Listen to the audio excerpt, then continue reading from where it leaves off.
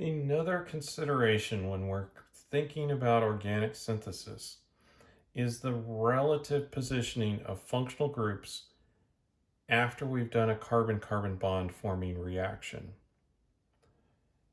This is important because those those functional groups are little handles, places where we can grab onto the molecule and make things happen. Those are those places where we have a different polarity, or we can take advantage of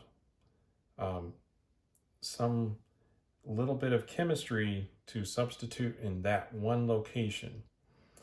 And that will allow us to have control over where we want our functional groups to be.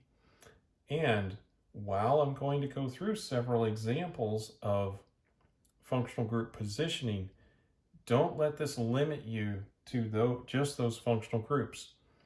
After we get the positioning where we need it, we can then take that and transform the functional group into a different one while maintaining its position on the molecule. That way we have selectivity over where the groups end up. So let's start with an example.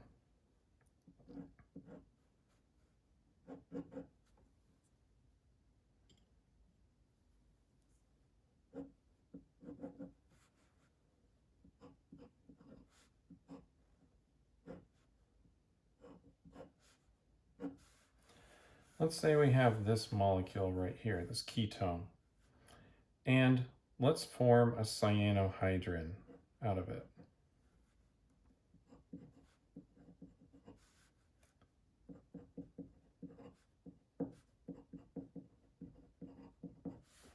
So when we do that, we will have a particular positioning of our functional groups. We're going to have an alcohol right here, and then we'll have our cyano group. Now, notice how we have a functional group on this carbon, and we have another heteroatom out here on that one. So this has 1-2 positioning. So there's a relationship, a 1-2 relationship between this heteroatom and the nitrogen, the oxygen and the nitrogen. And that's what we're really paying attention to. Now, we can do other reactions with this, right? First, we could form this. Then, using that 1-2 positioning, we could do a Williamson ether synthesis on this alcohol to form an ether over here. And we could do a reduction on the nitrile. But we'll still maintain that positioning of the functional groups.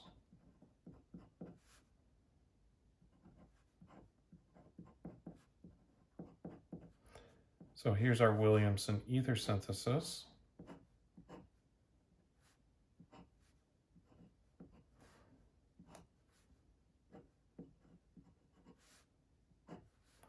Like this. And then if we wanted to, we could reduce our nitrile using lithium aluminum hydride. And we'll need some, that's step 1. Step 2, we'll add some water, maybe a little acidic water, but something in there. And then we can make an amine.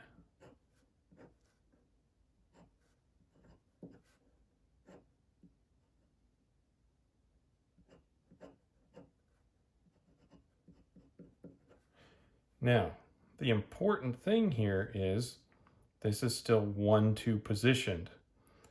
So we can take advantage of a lot of these functional group transformations to take something that we have here, ketone, and transform it into a group that has, again, 1-2 functional group positioning. And this is just an example of one of the possibilities that we could use.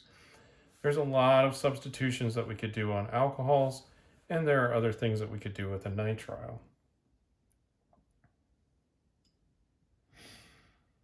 Now, This is an example of 1,2 positioning, the cyanohydrin. And we have other reactions that have different positioning. We've talked about aldols, and these have 1,3 positioning. Michael addition has 1,4, and then we can even do 1,5 additions as well. And we talked about that in the Robinson annulation, so we'll get down to that in a minute.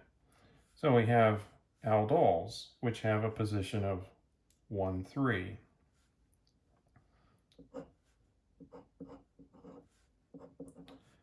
So we could have some R groups on here,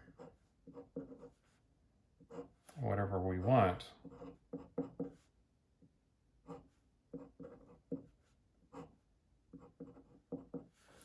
Something like this.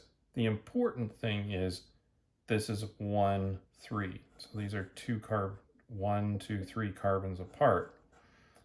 And then we can take advantage of that if we need functional groups that are in that relative position to each other.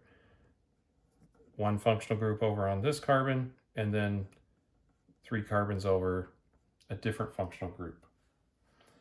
And again, we would form that from these 2 pieces.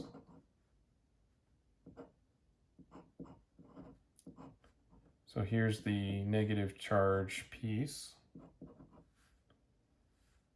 and here's the positive charge piece.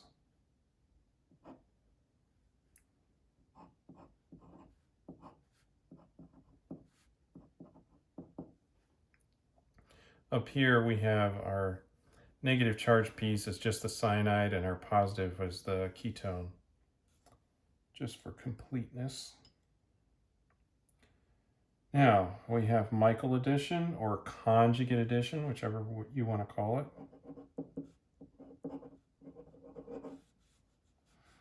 And this has 1,4 positioning. And if you recall, one of the examples, and we can use cyanide for this as well, is if we need this type of functional group where we have,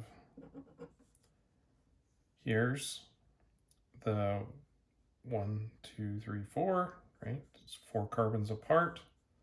We got 1,4 position. We might have some other R groups on here. In this case, our attacking species is the cyanide. And we could have this be an organocuprate, like a lithium cuprate as well. That's another option. It would just change this to an R group instead of a cyanide. And of course, our positive species over here would look like this. And of course, these R groups can be a lot of what you would like. Naturally, there would be limitations. And then there's even 1,5 addition. And in that case, the positioning is going to look a little interesting here. So let's see here. There's our carbonyl.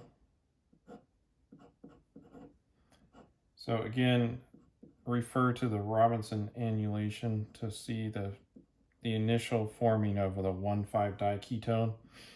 And we can have lots of different R groups on here during this process. And the 2 pieces that we would really be looking at is this enolate. So like our aldol, except in this case, we're doing the attack on a conjugated system. And so then we do conjugated attack. And since this has an additional carbon over, it changes it to 1,5. So really another example of Michael addition, but with a careful choice of our attacking species that will allow us to stand off one more carbon apart. After we have our target, which has the right positioning, then we can go in, substitute whatever we need to do. We could change these into alcohols, something, whatever we need. Same thing up here. We can do reduction reactions. We can do functional group transformations at that point. The important part here is making sure that we have the position correct. Once we have that, we've got something to grab onto, and then we can do our functional group transformations from there. That's how we can target the types of molecules that we would like, by taking advantage of the selectivity of these certain reactions.